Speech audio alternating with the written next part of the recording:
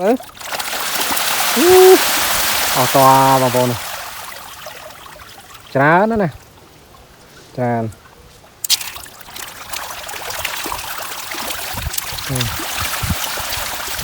ដល់កហើយធំណាប៉ិននៃជើងហើយនេះមកដាក់ចំណីឲ្យត្រីទៀតហើយអត់ដែលបានថតទេបងប្អូនថ្ងៃនេះមកដាក់ចំណីឲ្យត្រីមើលត្រីនេះត្រីបាទសិតតែត្រីសិតត្រីតែឯងចឹងចំពោះចំណីត្រីខ្ញុំផ្ដល់ឲ្យមកធុងស្ពេត្រូនេះគឺក្នុងបែ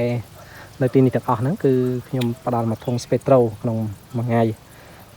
អញ្ចឹងយើងនឹងផ្ដល់ចំណីឲ្យវាបាទឥឡូវនេះត្រីកំពុងតែមកហើយអញ្ចឹងយើងចាប់ផ្ដើមធ្វើការផ្ដល់ចំណីឲ្យវាបាទអញ្ចឹងបន្ទាប់ពីការផ្ដល់ចំណីយើងហាវវាមកសិនបាទយើងគូសនេះមកនៅនេះនៅគៀននេះទាំងអស់អញ្ចឹងដើម្បីកុំឲ្យខាតពេលវេលាយូរបាទយើងឲ្យស៊ីដាក់មើលអត់តបងប្អូនច្រើនណាស់ច្រើន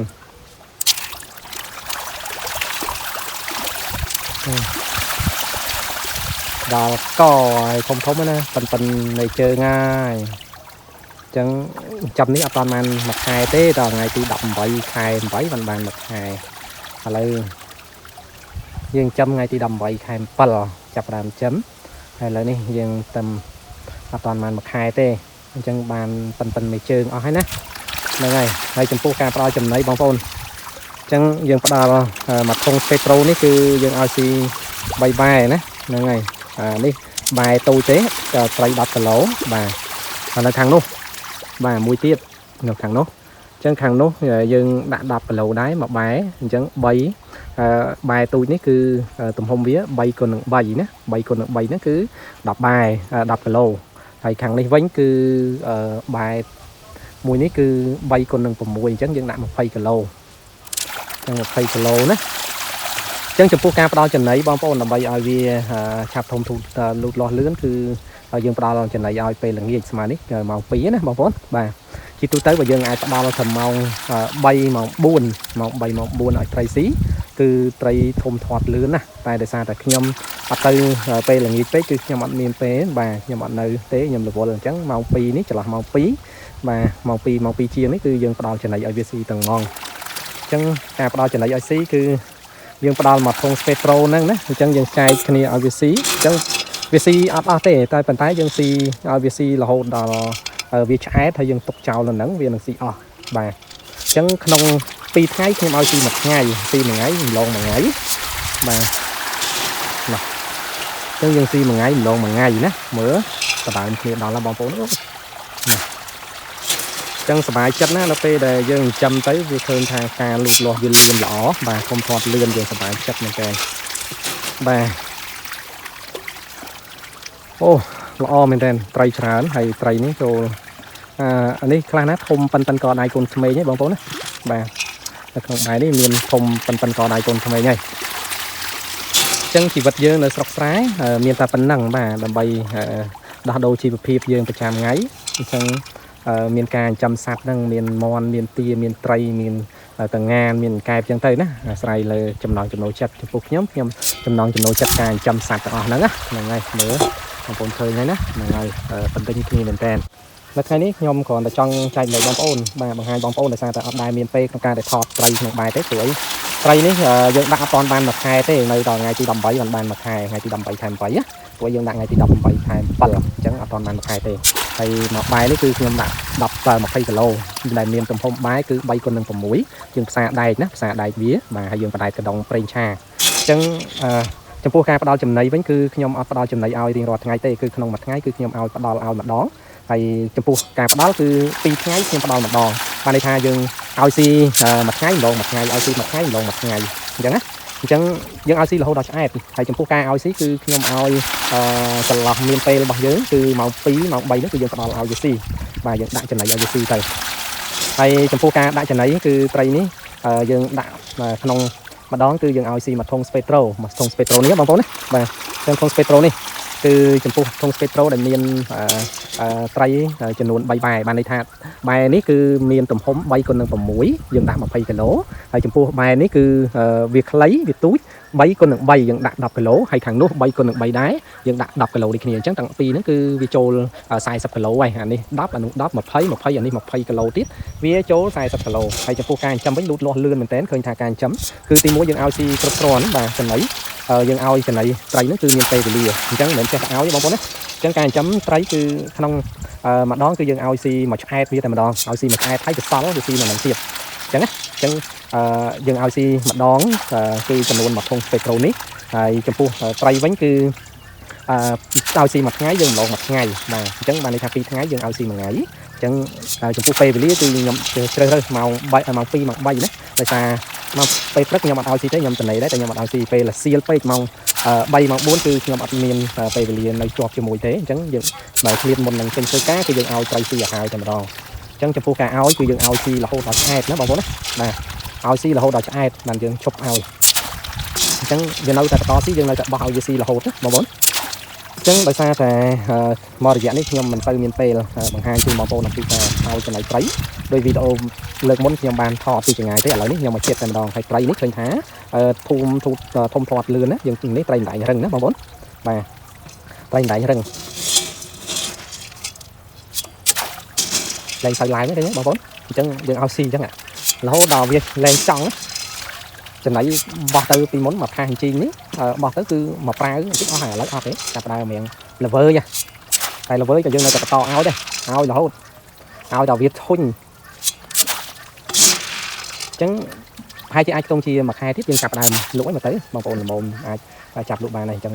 ត្រីយើងចាំតែ3ខែហ្នឹងបានណាឥឡូវមើលតែបានមិនតាន់បាន1ខែផងប៉ុន្តែមេជើងអស់ហើយធំជាងមេជើងខ្លះណាប៉ុន្តែគាត់ដៃកូនក្មេងណាបាទខ្លះណាធំមែនតើបងប្អូនណាបាទឥឡូវយើងណាយើងដាក់ដល់ធុញណាបាទចំណៃដាក់ដល់វាសល់ហ្មងសល់អត់នៅណាតែវានៅហ្នឹងអញ្ចឹងតិចវាស៊ីអស់ហើយឥឡូវហ្នឹងវាកំពុងតែចង្អល់តិចទៀតវាស៊ីដល់អស់ហ្នឹងអញ្ចឹងណា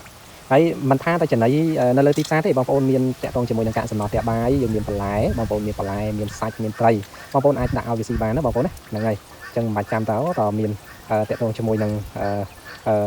តែចំណៃផ្សារទេបងប្អូនមានបន្លែមានកតក់មានតកួនបងប្អូនហាន់ឲ្យស៊ីទៅបាទហាន់ឲ្យស៊ីទៅវាស៊ីហើយអញ្ចឹងអត់ប្របាក់ទេត្រីម្ដែងហើយណាមួយយើងចាំត្រីម្ដែងវាធន់នឹងជំងឺផងបាទវាធន់នឹងជំងឺធន់នឹងទឹកអញ្ចឹងទឹកល្អក់មុំគឺវានៅបានដែរអញ្ចឹងអត់ចាំបាច់ទឹកថ្លាទេតែទឹកល្អក់ហ្នឹងក៏វានៅបានដែរអញ្ចឹងណាអញ្ចឹងហើយបើខាងនោះវិញគឺខ្ញុំចាំកែបតែឡើងកែបអស់ហើយខ្ញុំចាប់លក់អស់ហើយខ្ញុំអត់បានថតចែកជូនបងប្អូនទេណាអញ្ចឹងខ្ញុំចាប់លក់អស់ហើយបាទហើយកែបខ្ញុំចាំតែ2ខែកន្លះទៅ3ខែគឺយើងចាប់ដើមលក់ហើយបាទចឹងហើយឥឡូវយើងងាកមកត្រង់ខាងនេះម្ដងត្រង់ខាងនេះបាទយើងងាកមកត្រង់ខាងនេះម្ដងអញ្ចឹងយើងឲ្យត្រង់ខាងនេះម្ដងស៊ីណាអញ្ចឹងយើងងាកមកអញ្ចឹងងាកមកនេះម្ដងណាព្រោះអីបាយខាងនេះគឺវាចង្អល់ហើយអញ្ចឹងវាចង្អល់វាលែងស៊ីហើយចំណៃវានៅសល់ហើយអញ្ចឹងយើងងាកមកខាងនេះអញ្ចឹងខាងនេះគឺនៅទេបាទអញ្ចឹងខាងនេះគឺនៅបាទយើងឲ្យស៊ីបាទ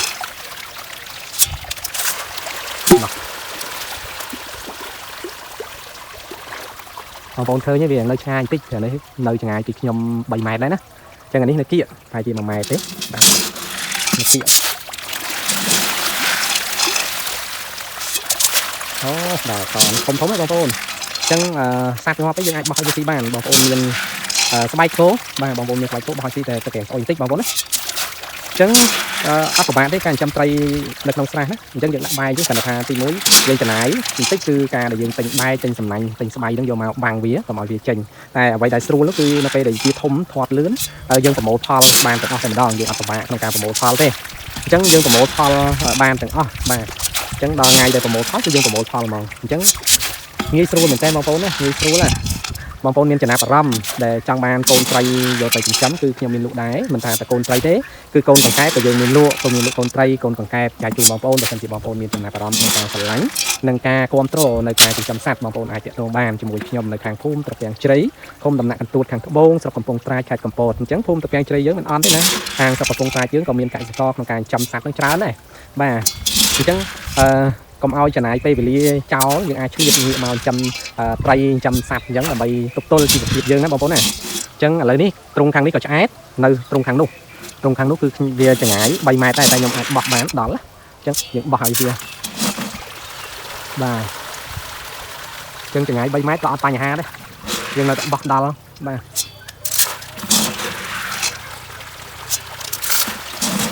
đào ao xí tao trái đó bao phồn hay ao xí mà đong mới trái tao ao xí thì tao khăn trái còn ao xí tiền chứ mình ao xí riêng rót ngay thì cùng tầm loạt ao xí riêng rót ngay tao xí ao rót ngay từ chọc á bao phồn nó chọc hay là muối nhưng ao xí cái kia tầm tăng xí tao phải xí mà ngay than mà ngay tăng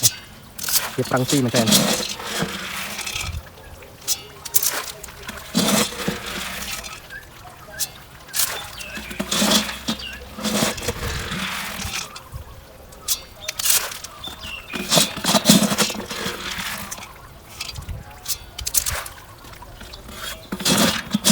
nước bao xí là hồn đập thôi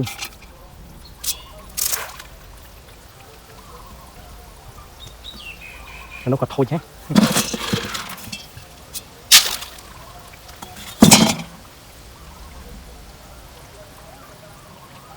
thôi thôi chứ